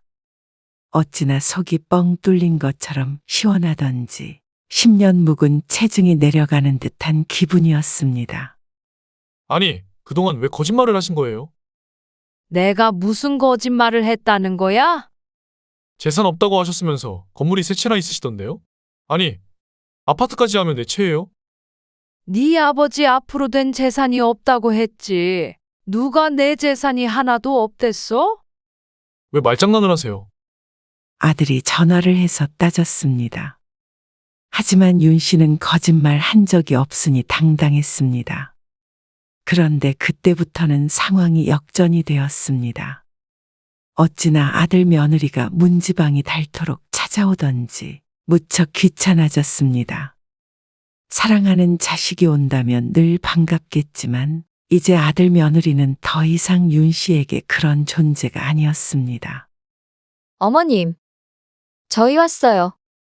갑작스럽게 쳐들어와서 비닐봉투를 여러 개 내려놓았습니다. 이게 다 뭐야? 여긴 왜 온 거야? 오지 말라고 했잖아. 에이, 오늘 어머님 생신 아니에요? 생신상 차려드리려고 왔죠. 뭐? 황당해서 말도 안 나왔습니다. 10년 동안 한 번도 생일상이라고는 차려준 적도 없는 며느리가 이제 와서 이러는 게 참 우스웠습니다. 미역국 안 드셨죠? 갑자기 내 노후를 왜 너희가 챙기려 해? 그렇게 질색을 하더니 에이, 저희가 언제요? 나는 뭐 국민학교밖에 안 나와서 그런 것도 기억 못하는 것 같냐? 그러자 며느리가 무척 당황했습니다. 어머님, 무슨 말씀이 그래요? 너 늘 무시했잖냐? 나 무식하다고. 아니에요. 그건 오해예요. 왜? 국민학교는 못 나왔어도 건물주니까 이제 좀 시어머니처럼 보이나 보지. 그러자 며느리는 아무 말 하지 못했습니다. 미역국이고 된장국이고 필요 없으니까 가지고 가. 그리고 앞으로 이 문이 너희한테 열리는 일은 없을 거다. 그래서 나중엔 문도 열어주지 않았습니다. 그 사이에 식당은 다른 세입자를 구했고 윤 씨는 살던 집도 내놨습니다. 어머님, 정우랑 같이 왔어요. 이제는 손주까지 데리고 와서 문을 두드렸는데 그래도 윤 씨는 미련을 버렸습니다. 어차피 떠나면 끝이었습니다. 아들네 없는 곳으로 멀리 가버릴 생각이었습니다. 그러자 아들에게서 전화가 왔습니다. 엄마, 정말 이러실 거예요? 이제 전화까지 차단해야 속이 시원하겠니? 어떻게 엄마는 자식 생각은 눈꼽만큼도 안 하세요? 너무한 거 아니에요? 어느샌가 아들도 며느리와 똑같아졌습니다. 이제는 내 자식이 아닌 것만 같았습니다. 누가 먼저 너무한지는 너도 잘 알 테니까 굳이 설명 안 할게. 그래도 곧 이사 간다. 그리고 건물들은 전부 내놨고 팔리면 돈이나 펑펑 쓰면서 노후 보내려고 한다. 너희도 내 노후 걱정하지 않았어? 이제 후련하지. 그럴 리가 없잖아요. 진작에 말씀하셨으면. 뭐 진작에 말했으면 더 효도했을 거라고? 자식 마음은 돈 따라 움직이는 거야? 그런 효도라면 필요 없어. 나는 모르겠다. 못 배워서 무식해서 그런가? 여태 고생하면서 살았으니까 이제는 남은 인생 누리다가 가련다. 참고로 너한테 남겨줄 건 하나도 없다. 그러자 며느리가 전화를 바꿨습니다. 어머님, 정말 죄송해요. 제가 그동안 어머님한테 너무했던 것 같아요. 하지만 제 속마음은 그게 아니었다는 거 꼭 알아주세요. 정말이에요. 흐느끼며 말하는 며느리의 목소리를 들으니 착잡했습니다. 그래, 그렇게 날 생각한다면 이제는 전화하지 말아라. 그러고는 전화를 끊어버렸습니다. 가슴이 술렁거렸습니다. 하지만 이미 결심한 것을 바꿀 마음은 없었습니다. 윤 씨가 그동안 며느리의 무시에도 집안을 뒤집지 않았던 것은 평화가 좋기도 했지만 어디까지 하나 보기 위해서이기도 했습니다. 그런데 선을 넘어버린 아들과 며느리에게 자비를 베풀고 싶지 않았죠. 윤 씨는 집을 팔고 여동생이 있는 곳으로 멀리 이사를 했습니다. 건물들은 차차 팔릴 것을 기다릴 생각이었습니다. 그동안에는 월세를 받으며 앞으론 좀 쓰고 살아야겠다 싶었습니다. 비록 옆자리는 비었지만 이제는 후련해지고 싶었습니다. 아들 며느리는 피눈물을 흘리며 후회하겠지만 말이죠.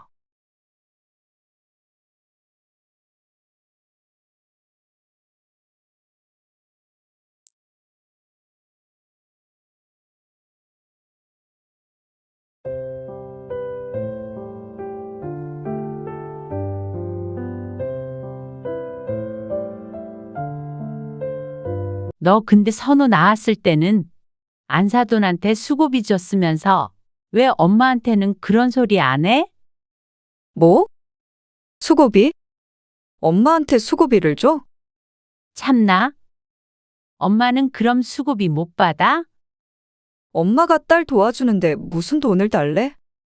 너무하지. 오히려 한 푼도 안 주는 게 너무한 거 아니야? 그래도 3개월 동안 부려먹었으면 성의 표시는 좀 해야지. 왜 시집이랑 차별해? 유치하게 무슨 차별이야. 돈 줄 거면 사람을 썼지 엄마한테 부탁 안 했지. 그러면 나는 공짜로 부려먹을 수 있으니까 부른 거야? 말을 왜 또 그렇게 해. 나한텐 안 사돈 밥상까지 차리게 해놓고는 누구 보고 너무하다는 거야? 너희가 너무하다. 뭐 하나 너희 손으로 하는 것도 없고 애기는 제대로 보지도 않고 말이야. 내가 무슨 이 집 식모야? 갑자기 왜 그래? 이번에 시어머니 오셨던 것 때문에 그런 거야? 그거 밥 좀 차려줬다고 그래? 오늘 이야기 속 주인공은 59세 성지숙 씨입니다. 그리고 그녀의 딸과 사위에 관한 이야기이죠. 송 씨의 딸이 둘째를 출산하자 첫째 때 못해줬던 몸조리를 해주기 위해 딸의 집으로 들어가게 되었습니다. 어느 부모가 내 딸이 고생하는 걸 볼 수 있을까요? 힘들 걸 알면서도 갈 수밖에 없었습니다. 어쩌면 그것부터가 잘못되었던 것이었죠. 처음에는 고마워하던 딸과 사위 모두 시간이 갈수록 송 씨의 배려를 당연하게 생각하는 듯 했습니다.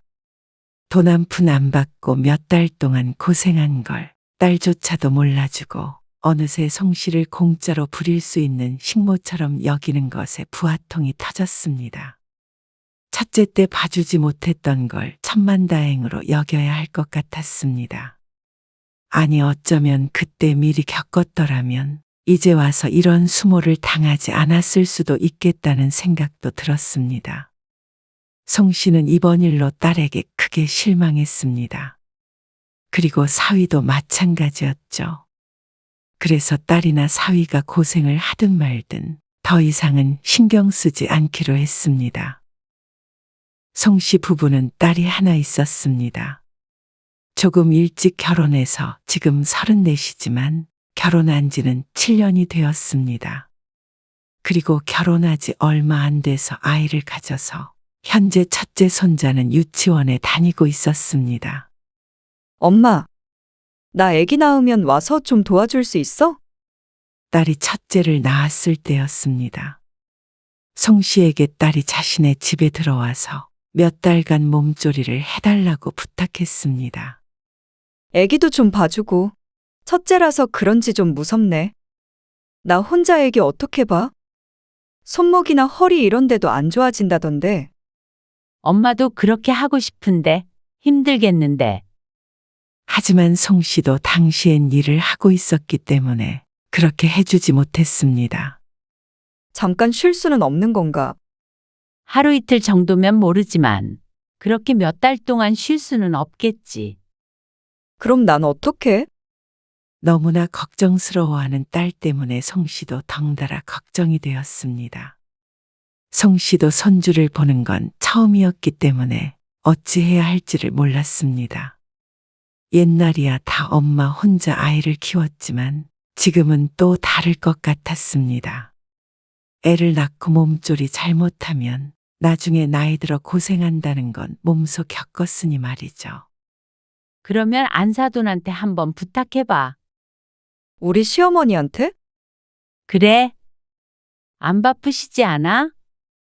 그렇긴 한데, 그게 편하게 몸조리가 되겠어? 차라리 혼자 보는 게 낫지. 그래서 송 씨는 안타까운 마음에 제안을 했습니다.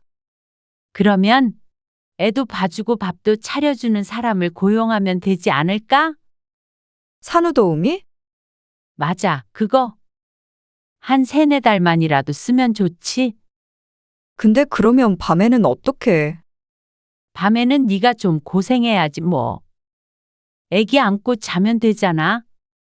근데 낮에만 써도 비싸다던데. 내 친구가. 돈 때문에 망설이는 딸이 안타까웠습니다. 1-2년도 아니고 몇 달간만인데 말이죠. 그래서 송 씨는 남편과 상의를 해서 도우미 비용을 180만 원씩 3달치를 보태주기로 했습니다. 그러니까 딸도 안심했습니다. 그런데 막상 딸이 출산하고 산후조리원에서 나올 때가 되자 안사돈이 딸의 몸조리를 해주겠다고 나섰습니다. 이미 540만 원을 딸에게 보냈는데 말이죠. 안사돈한테 안 맡긴다며? 나는 그러고 싶은데 시어머니가 막무가내야. 사람 쓴다고 해? 엄마가 비용 내준다고 했다고.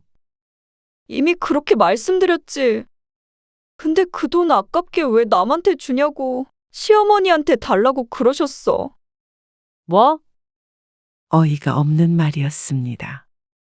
그래서 그렇게 하기로 했어? 그러면 어떡해. 무조건 그렇게 하시겠다고 지금 짐도 다 싸놓으셨대. 아이고 머리야. 근데 돈도 달래? 엄마한테 받았다니까. 그거 보내라고 계좌번호도 찍어주셨어. 편히 몸조리하라고 보내줬더니 고스란히 안 사돈 주머니로 들어갈 생각을 하니 기분이 묘했습니다. 그래도 고생을 하니 대가는 줘야 하는 게 맞지만 딸은 졸지에 돈도 주고 불편하게 몸조리를 해야 하게 생겼으니 말이죠. 그래서 결국엔 안사돈의 뜻대로 됐습니다. 딸이 조리원에서 나옴과 동시에 안사돈이 짐을 싸서 딸의 집으로 들어갔습니다. 그리고 매일 밤 송 씨는 딸에게서 전화를 받아야 했습니다. 매일 눈물바람이었습니다. 몸조리 해주러 온 안사돈은 낮 동안 애만 잠깐씩 봐주고 밥도 집안일도 딸에게 시키는 모양이었습니다. 사위는 회사에 나가버리면 그만이었기 때문에 하루 종일 시어머니랑 있는 딸이 힘든 것이 당연했습니다. 그리고 사돈은 한 달 조금 넘게 있다가 집으로 돌아가 버렸습니다. 나보고 알아서 하라고. 그냥 가버리셨어. 어머, 왜? 박서방한테 힘들다고 했더니 시어머니한테 말씀드렸나 봐. 오전 내내 우시다가 짐 챙겨서 가버리셨어. 어쩌면 예견된 일이었습니다. 결국엔 딸도 버티질 못했던 모양이었습니다. 솔직히 차라리 잘 된 것 같아. 이제 좀 편히 지내겠다는 딸의 말. 혼자서 애 보는 게 덜 힘들겠어. 그래도 너 힘들어서 어떻게 해? 나머지는 사람 쓰면 되잖아. 송 씨가 줬던 돈으로 사람을 쓰라고 했지만 그건 이미 안사돈에게 줘버렸다는 딸의 말에 당황스러웠습니다. 돌려받으면 되잖아. 여태 고생한 게 있어서 못 주시겠대. 박서방은 뭐라 그러는데? 그거 어떻게 다시 받아오냐고. 이미 집이 발칵 뒤집혔는데? 송 씨도 한숨은 쉬었지만 딸에게 그 돈을 당장 받아내란 소리도 못했습니다. 그러면 시어머니랑 싸우라는 소리밖에 안 되니 말이죠. 그러게 엄마가 좀 봐줬으면 좋았을 텐데. 송 씨는 돈도 잃고 딸에게 원망 아닌 원망까지 들어야 했습니다. 둘째는 절대 못 낳겠다. 딸의 말처럼 한참 둘째 소식이 없었습니다. 초반에 딸이 고생을 하긴 했지만 어느 정도 큰이 손자도 어린이집에 갔고 딸도 다시 회사에 나갈 수 있었습니다. 그리고 송 씨는 맞벌이하는 딸과 사위가 도움을 청하면 가끔씩 가서 손자를 봐주기도 했죠. 그러던 어느 날 딸에게 둘째가 생겼습니다. 첫째는 이미 훌쩍 커서 유치원에 다니고 있었고 초등학교에 다닐 날도 멀지 않았습니다. 엄마, 둘째는 봐줄 수 있지? 딸이 임신 소식을 전하며 송 씨에게 물었습니다. 이제는 송 씨가 일을 하지 않고 있는 걸 딸이 알기 때문에 하는 말이었죠. 선우 때 어땠는지 알지? 첫째 때 무슨 일이 있었는지 모를 리 없었습니다. 그리고 남편도 합세해서 적극적으로 송 씨에게 말했습니다. 이번에는 몇 달 가서 좀 도와줘. 갑작스러운 둘째였지만 그래도 시간적인 여유가 생겼기 때문에 송 씨도 수락을 할 수가 있었죠. 그런데 딸은 수고비 얘기는 일절 꺼내지 않았습니다. 첫째 때 안사돈이 받았던 돈을 생각하면 딸이나 사위 둘 중 누구라도 언급해야 하는 문제가 아닌가 싶었습니다. 무슨 자식한테 돈을 받아. 그런데 딸도 줄 생각이 없어 보였고 남편도 송 씨를 타박했습니다. 딸의 말대로라면 최소 4, 5개월은 들어가서 지내야 할 것 같은데 말이죠. 너희 집에서 집안일 좀 도와주고 애기 봐주면 되는 거지? 근데 병원 들어갔을 때부터 우리 집에 와줘야 할 것 같아. 왜? 우리 선우 어떡해. 나 병원 가면 박서방도 따라와야 하는데.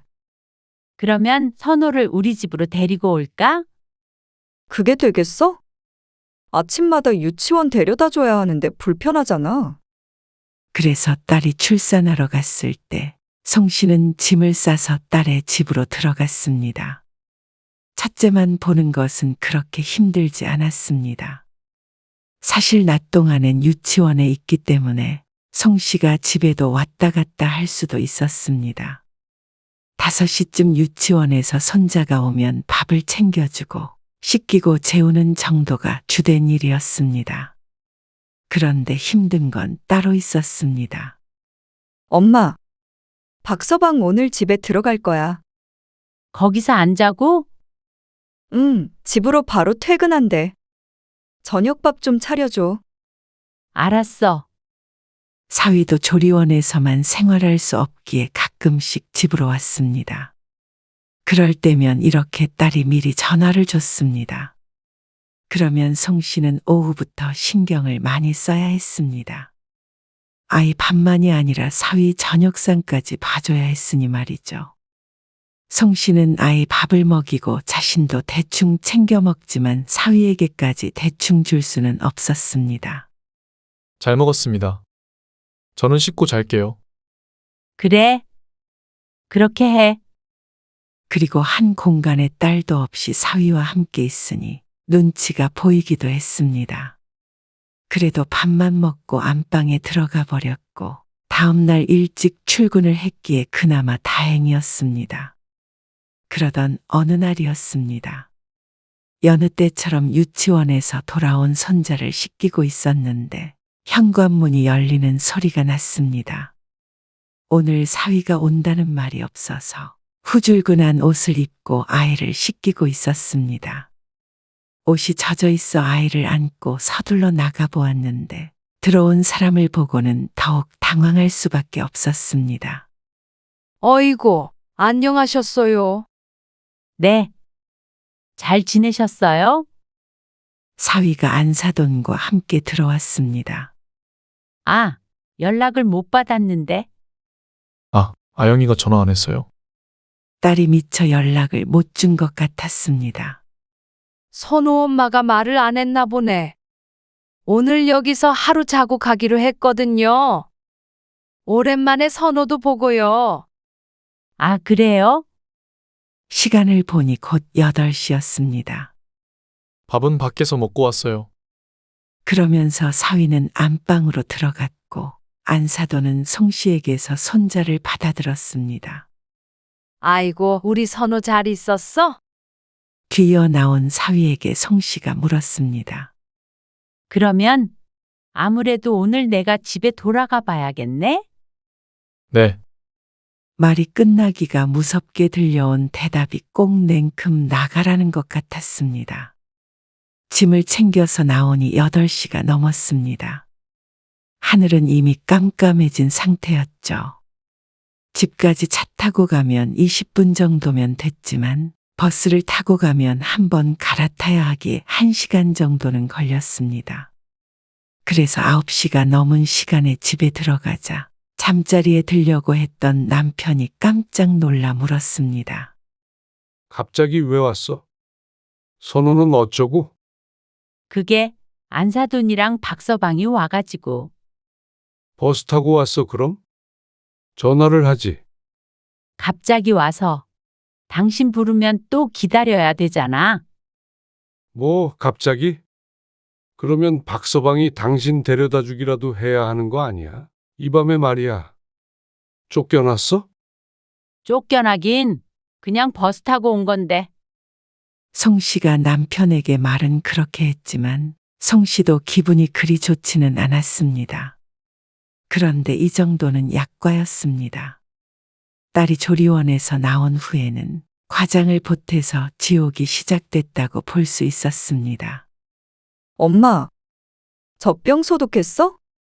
해서 소독기에 넣어놨어. 그럼 애기 우유 좀 주라. 엄마, 이것 좀 해줘, 저것 좀 해줘. 끝이 없었습니다. 원래 송 씨가 딸의 집에서 했던 첫째 아이를 돌보는 일은 계속해야 했고 딸과 사위 뒤치다거리와 둘째 아이를 돌보는 것까지 추가가 됐습니다. 밥은? 차렸으니까 얼른 먹어. 박서방은 밥 먹고 갔어? 안 먹는다고 그냥 갔어. 느지막한 시간에 일어난 딸이 식탁 앞에 앉았습니다. 송 씨는 딸의 삼시세끼를 차려주었습니다. 집에 있을 때도 남편의 삼시세끼를 다 차릴 일은 거의 없었는데 딸은 오로지 집에만 있으니 꼬박꼬박 새로운 반찬을 해야 했습니다. 그리고 설거지하고 빨래하고 청소하고 틈틈이 아이가 울면 우유도 먹였습니다. 딸은 아이와 놀아줄 때를 제외하고는 푹 퍼져서 쉬었습니다. 엄마, 애 좀 봐줘. 박서방 내일 출근해야 되는데 잠을 못 자겠어. 새벽에는 울음을 그치지 않는 둘째를 데리고 송 씨가 자고 있는 방으로 왔습니다. 그리고 송 씨의 옆에는 이미 첫째 손자도 누워 있었습니다. 알겠어? 얼른 가봐. 그 뒤부터는 매일 송 씨가 둘째를 데리고 잤고 첫째를 딸이 안방으로 데리고 갔습니다. 이미 다 큰 첫째는 잘 때 깨지 않으니 말이죠.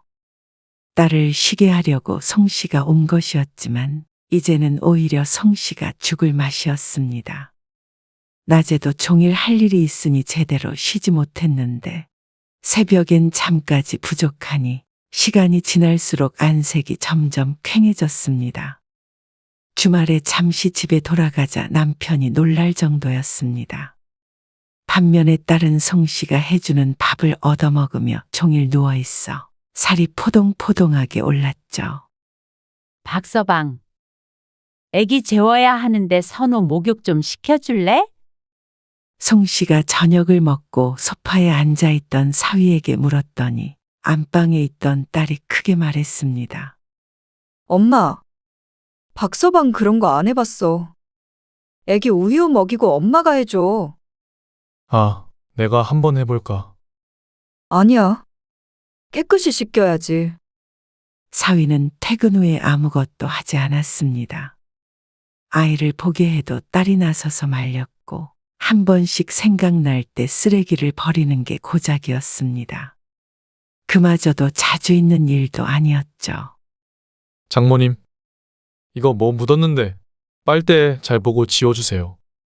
옷에 뭐가 묻었으니 신경을 쓰라는 말을 하며 소파 위에 옷을 툭 하고 올려놓았습니다. 얼룩이 있다면 스스로 손으로 문질은 뒤에 내놓으면 될 텐데 그것도 자연스럽게 송 씨에게 시키는 것에 기가 막혔습니다. 딸이 하도 송 씨에게 이거 해달라 저거 해달라 하니 사위도 어느샌가 당연히 똑같이 했습니다. 그러다 보니 송 씨는 자신이 딸의 몸조리를 도와주러 온 것이 아니라 꼭 식모로 팔려 온 것 기분이었습니다. 딸의 집에 머문 지 3개월이 넘어가고 있었는데 앞으로 몇 달을 더 일해야 할 것을 생각하면 한숨이 나왔습니다. 그러던 어느 날이었습니다. 엄마, 내일 시어머니 오신대. 애기 보러? 응. 갑자기 오신다네. 그럼 엄마는 내일 오전에 집에 갔다가 다음날 다시 올게. 어차피 주무시고 가실 거 아니야? 그렇긴 한데, 그럼 내가 이 몸으로 시어머니 밥 차려드려? 안사돈이 딸 대신 밥을 차릴 사람이 아닌 것은 첫째 때 익히 들은 바가 있었습니다. 그러면 반찬 몇 가지 해놓고 갈게. 엄마가 있으면 안 돼? 너희 시어머니 왔는데 나도 여기에 있으라는 거야. 뭐가 어때서? 나만 있으면 분명히 이거 해라 저거 해라 그러실 거야. 벌써부터 스트레스를 받는다며 딸의 얼굴이 무척 어두웠습니다. 그래서 부담스럽긴 해도 어차피 송 씨가 이곳에 머물고 있다는 것을 안사돈도 알고 있기 때문에 그냥 있자 싶었습니다. 졸지의 딸과 사위뿐만이 아니라 안사돈 밥상까지 차려주게 되어 이게 뭐하는 짓인가 하는 허탈감이 들었습니다. 딸의 부탁에 어쩔 수 없이 있긴 했지만 이렇게까지 하니 정말 이게 식모가 아니고 무언가 싶었죠. 안사돈은 손님으로 온 것이라 그런지 밥상을 치우는 것도 돕지도 않고 애기만 보고 있었습니다. 그리고 잠시 송 씨가 애기를 앉아 이리저리 참견하며 훈수를 뒀습니다. 어머, 사돈. 애 안 키워보셨어요? 그걸 그렇게 하면 안 되죠. 에이, 이래서 내가 와서 봐준다고 해도 고집 피우더니 선우는 제가 얼마나 신경 써서 키웠는데요. 한 달 있다가 돌아가 놓고는 혼자서 다 키운 척이었습니다. 저도 신경 써서 돌보고 있어요.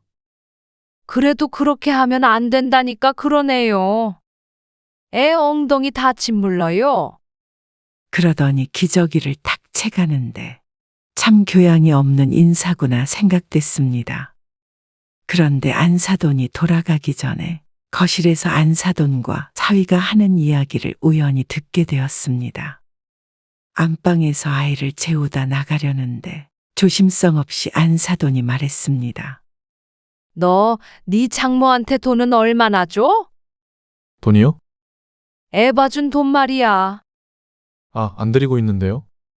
그냥 장 보고 그런 거만 아영이가 카드 드린 거로 쓰시고요. 그래? 잘했어. 자기 딸 고생하지 말라고 와서 봐주는 거니까 굳이 돈 줄 필요는 없지. 혹시나 달라고 해도 안 된다고 딱 잘라서 말해. 그러다가 못하겠다고 하면 차라리 내가 올 테니까. 사위는 그러겠다고 대답하진 않았지만 그렇다고 말도 안 되는 소리 하지 말라며 대꾸하지도 않았습니다. 사위가 항상 제 부모를 못 이기는 줄은 알고 있었습니다. 하지만 이렇게 뒤에서 쑥덕거리는 것은 무척 기분이 나빴습니다. 그것도 돈 얘기를 말이죠. 송 씨도 하는 일이 없어서 돈을 안 받는 게 아니었습니다. 안사돈의 말대로 내 딸 도와주러 와서는 돈까지 달라고 하기 치사스러운 것 같아서 말을 안 하고 있었던 것이었죠.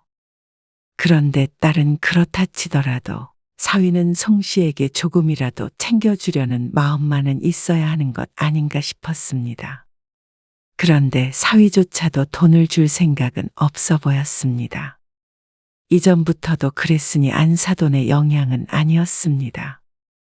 아마 송 씨의 딸과 그렇게 말을 맞춘 것이겠죠.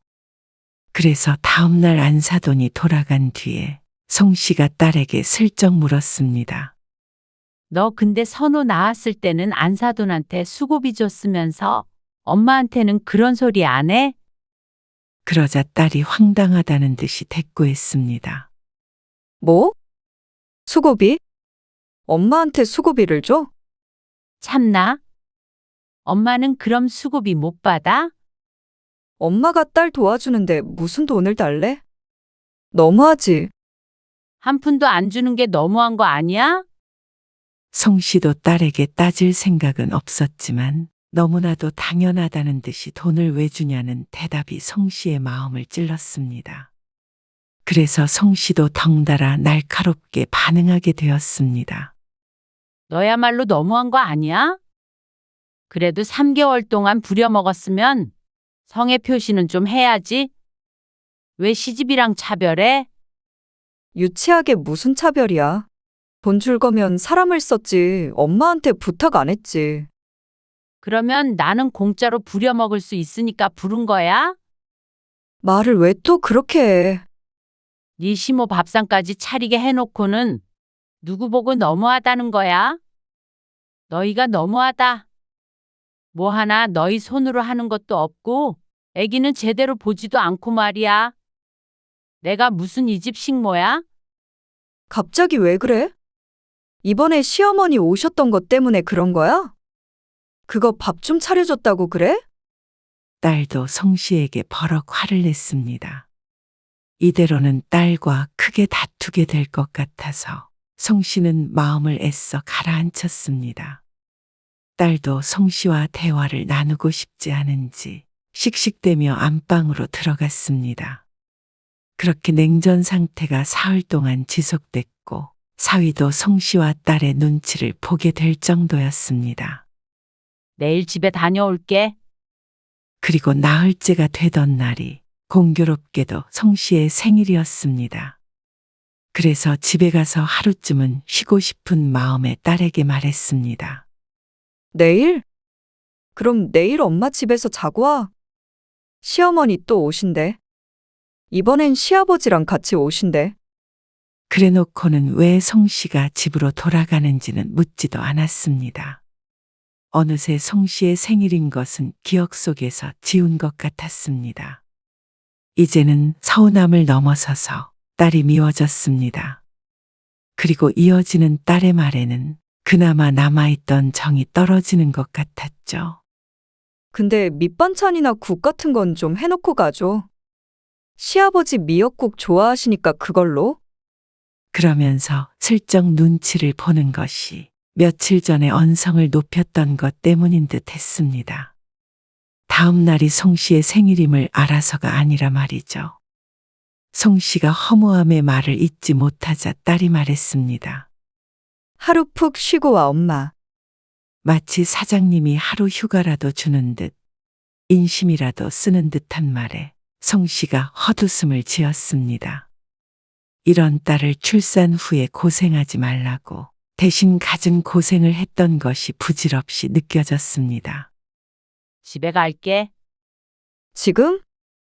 내일 간다며? 아니, 지금 갈 거야. 송 씨는 딸의 집에 올 때 가지고 왔던 커다란 가방을 꺼냈습니다. 그 가방은 왜 꺼내? 이제 애는 네가 봐. 송 씨는 더 이상 딸의 집에 있을 수가 없었습니다.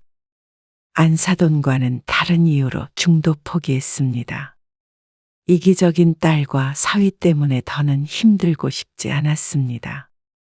몸도 마음도 말이죠. 아, 엄마 왜 그래? 또.